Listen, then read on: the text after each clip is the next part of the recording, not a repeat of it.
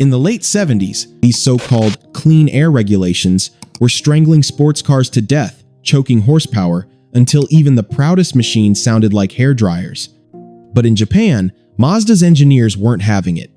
They found a loophole, and with that loophole, they created a rotary-powered monster that the regulators couldn't stop, at least not right away. See, in America and Europe, the late 70s were a horsepower graveyard. Corvette, Mustang, Supra all got neutered in the name of cleaner air.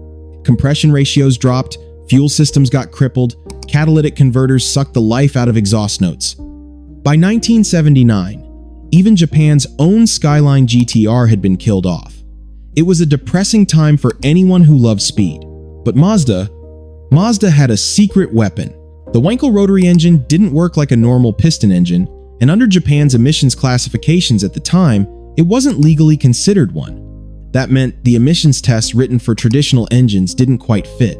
So when regulators tried to measure pollutants, the rotary's quirks made it harder to fail the same way piston engines did. In other words, the law was written for a game Mazda wasn't even playing.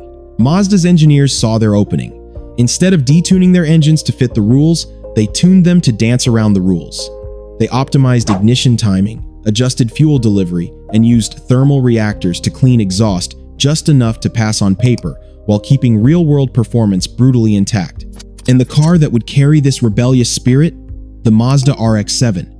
Launched in 1978, the first-gen RX-7 was light, nimble, and most importantly, rotary-powered. With a curb weight under 2,500 pounds and a high-revving 12-ampere engine making about 100 horsepower on paper, it felt far faster than its spec sheet claimed. And in markets without the same strict rules, Mazda could squeeze even more out of it. But here's the kicker. In certain trim levels and markets, Mazda quietly pushed output beyond what was officially advertised. Enthusiasts quickly realized these loophole rotaries were punching way above their weight. By 1983, the RX-7 had become a cult hero.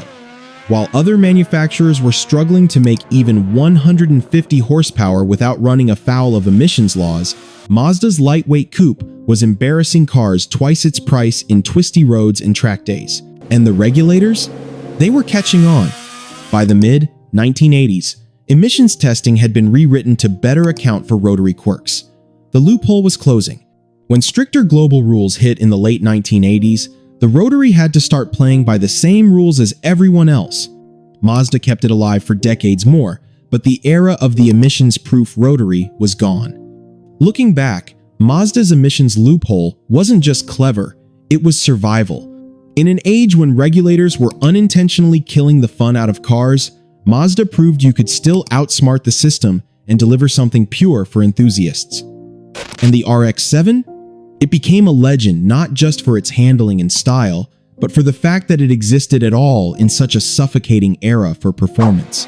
So next time you see a first-gen RX-7 screaming through the gears, remember that sound isn't just rotary magic. It's the sound of a loophole being exploited to perfection.